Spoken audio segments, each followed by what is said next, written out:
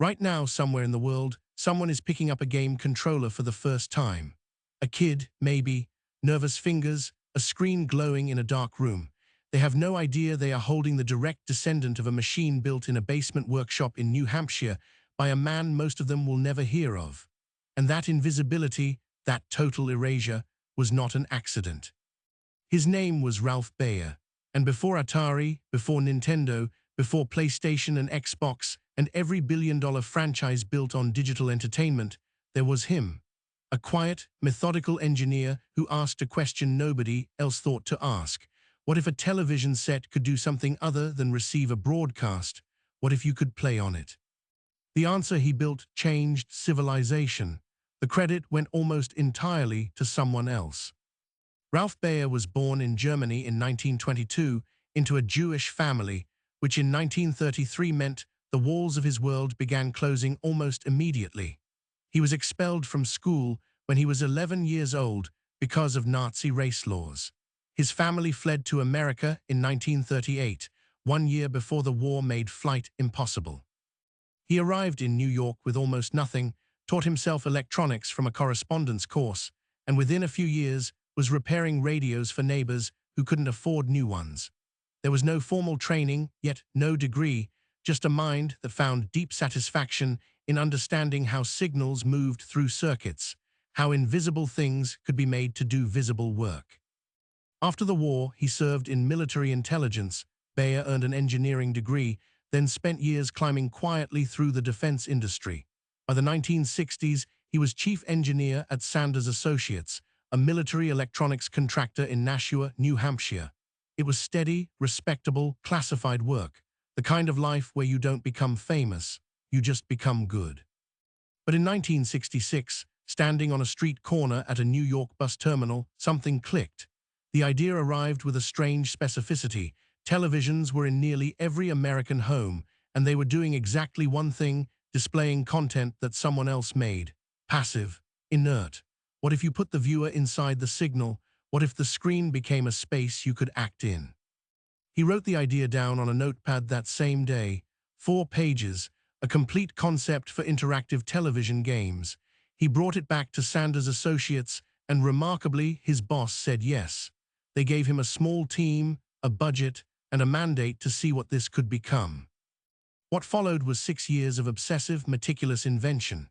Baer and his colleagues, particularly Bill Harrison, who did much of the hands-on circuit work, and Bill Rush, who contributed the critical idea of a moving dot that could be used as a ball, built and rebuilt the system they called the brown box. For the wood grain contact paper, they wrapped it in. It connected to any television through the antenna port. It generated moving squares on the screen. It let 2 players control those squares with handheld units. It was, by any meaningful definition, the first home video game console. Baer filed the patents. Sanders Associates owned them, as was standard for employer-funded invention.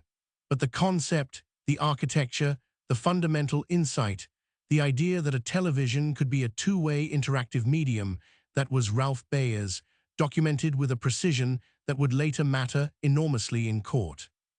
In 1971, Sanders licensed the brown box to Magnavox, one of the largest television manufacturers in America. Magnavox renamed it the Odyssey, stripped out several of Baer's planned features to cut costs, and released it in May 1972.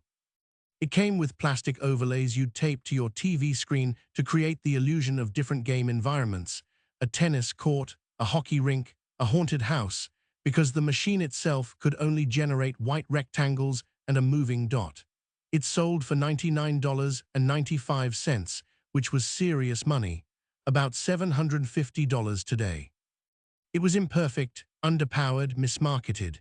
Magnavox's sales force told retailers it only worked with Magnavox televisions, which was false, and that lie killed sales. But it worked. It was real. Roughly 100,000 units sold in that first year, and hundreds of thousands more over the following years. The home video game had arrived. That spring, Magnavox took the Odyssey on a promotional tour. They set up demonstrations at hotel ballrooms and trade shows around the country. In May 1972, at the Airport Marina Hotel in Burlingame, California, a young entrepreneur named Nolan Bushnell came to one of those demonstrations. He signed the guest register. He played the Odyssey's tennis game, a square on each side of the screen, a moving dot, simple as geometry. His name was in the logbook. This fact will matter, remember it. Nolan Bushnell was brilliant, charismatic, and relentlessly hungry. He had already been thinking about the coin-operated arcade game business. He'd worked on a game called Computer Space, which had not sold well. He understood something Bayer did not, or perhaps did not need to understand. Bayer was an engineer. Bushnell was a businessman. And in America in 1972, the businessman is almost always the one who ends up in the story. Within months of that Burlingame demonstration, Bushnell founded Atari and assigned a young engineer named Al Alcorn to build a simple tennis game as a training exercise. Alcorn built it. It had a paddle on each side of the screen, a moving ball, a score counter. It made a satisfying electronic bloop when the ball connected. Bushnell placed a prototype unit in a bar in Sunnyvale called Andy Capp's Tavern in late 1972. Within 2 days, the machine jammed. The coin box was so full, it had stopped accepting quarters. They called it Pong, and it was, in the language of money, an absolute supernova. Pong became the founding product of the commercial video game industry. Atari became a corporation. By the mid-1970s, the company was generating tens of millions in revenue. When Warner Communications acquired Atari in 1976, they paid $28 million, roughly $150 million today, for a company that had existed for 4 years and was built almost entirely on the conceptual foundation that Ralph Baer had patented. Bushnell, for his part, walked away from the Warner deal with somewhere between $15 million and $30 million, depending on the account. He became a celebrity of the early tech world, lavish parties, a hot tub in his office, his face in the magazines. He was, in the public imagination, the father of video games. Ralph Baer, meanwhile, was on a government salary in New Hampshire. Here is where the story becomes something other than just a business dispute. Sanders Associates, which held the patents, did eventually license them aggressively. Magnavox sued Atari in 1974, and Atari settled, paying a licensing fee that has been reported at around $700,000, a number that sounds significant until you set it against the hundreds of millions Atari would go on to generate. Magnavox went on to collect licensing fees from Activision, Mattel, Coleco, Nintendo, and many others, totaling somewhere north of $100 million over the life of the patents. The legal record is clear.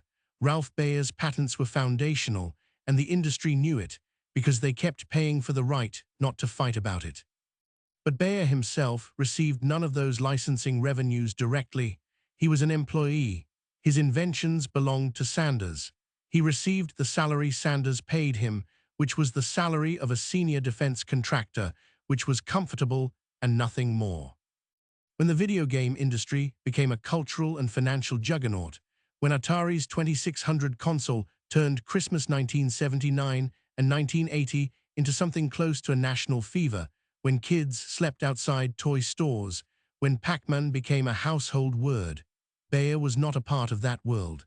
He was debugging signal equipment for military contracts. He would later say, with a notable absence of self-pity, that he simply worked on what he was paid to work on. That was the deal. What stings, though, and it does sting, when you sit with it, is not just the money, it's the name. Nolan Bushnell was on magazine covers.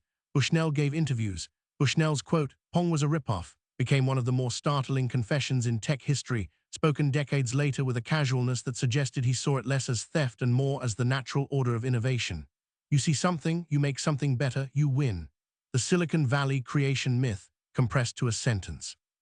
What that myth requires is a first thing to copy from, a progenitor to erase. Ralph Baer continued working at Sanders until 1987, when he retired, and then, in the way of certain relentless inventors, he didn't stop. He began building electronic toys and games in the workshop he set up in his home. He invented Simon, the handheld memory game with the 4 colored buttons that became one of the best-selling toys of the late 1970s, tens of millions of units. Another product that lives in cultural memory without his name attached. He gave interviews when people sought them out. He kept meticulous records, notebooks, circuit diagrams, memos, the signed guest registers from Magnavox demonstrations. He was not a bitter man by most accounts. He was a precise man. There is a difference. He knew exactly what he had done and who had done what with it. He was waiting, in his methodical way, for the record to be corrected. It took a very long time. Throughout the 1980s and 1990s, the history of video games was being written in real time, and it was being written mostly by journalists covering the industry, which meant it was being written around the companies that were currently making money. Atari, then Nintendo, then Sega, then Sony. The Odyssey was a footnote, or less. Bushnell's name appeared in the first paragraph. Bayer's name appeared, if at all, several paragraphs later, qualified and hedged, as though his claim to precedence was somehow in dispute, when in fact the courts had settled it 20 years prior. The rehabilitation, when it came, was gradual and then suddenly complete. Gaming historians began recovering the record in the early 2000s. Academic programs in game design needed origin stories. Bayer became willing, even eager, to talk. He donated his original brown box prototype and his notebooks to the Smithsonian Institution's National Museum of American History, where they remain. He wrote a book. He gave lectures. He was, in the language of the Internet era, being rediscovered, which is a generous word for finally being found. In 2006, President George W. Bush awarded Ralph Baer the National Medal of Technology and Innovation, the highest honor the United States government gives to inventors. Baer was 83 years old. He stood in the White House in his suit and received the medal with the composure of a man who had been patient for a very long time. It was deserved, genuinely, completely deserved, and it was also unmistakably late. Not late in the way that a delayed flight is late. Late in the way that a letter of apology is late when the person it addresses has already arranged their life around its absence. The video game industry, by 2006, was a $28 billion global market. It had already surpassed film as an entertainment medium by revenue. The consoles, the franchises, the entire apparatus of digital play, Call of Duty, Grand Theft Auto, World of Warcraft, the PlayStation 3, the Nintendo Wii, all of it traceable, in the legal and technical record, to the patents of a man who spent most of his career in a defense contractor's offices in New Hampshire on a fixed salary. Ralph Baer died in December 2014 at the age of 92 in Manchester, New Hampshire, in the house where he had his workshop. Obituaries ran in every major publication. They named him, finally and unambiguously, the father of video games. Nolan Bushnell posted a tribute. The gaming community, to its credit, mourned genuinely. But here is what stays with you, after all the facts have been laid out, and the patent records, and the licensing fees, and the legal settlements have all been accounted for. Ralph Baer did not spend his life consumed by this injustice. He built things. He kept building things. He documented everything with the obsessive care of a man who trusted that evidence would eventually speak. And it did, just not in time for the wealth it generated to reach him. The story of Ralph Baer is not simply a story about one company stealing from one inventor. It is a story about how the economy of innovation is structured, who owns ideas when they're funded by employers, how patents protect concepts, but not necessarily the people who conceived them, how the marketers and the dealmakers and the executives accumulate the narrative of genius, while the actual genius accumulates a pension. It is a story about the difference between being right and being recognized, and how the distance between those two things is almost always measured in decades, if it's ever closed at all. Every time you pick up a controller, every time you tap a game on your phone, every time a child's face lights up in front of a screen, there is a chain of cause and effect that runs backward through 30 years of hardware generations and licensing agreements and corporate acquisitions and arrives, eventually, at a man at a workbench in New Hampshire in 1966, writing 4 pages in a notebook at a bus terminal. He asked the right question. He built the right machine. He filed the right patents. The world just took a very long time to learn his name.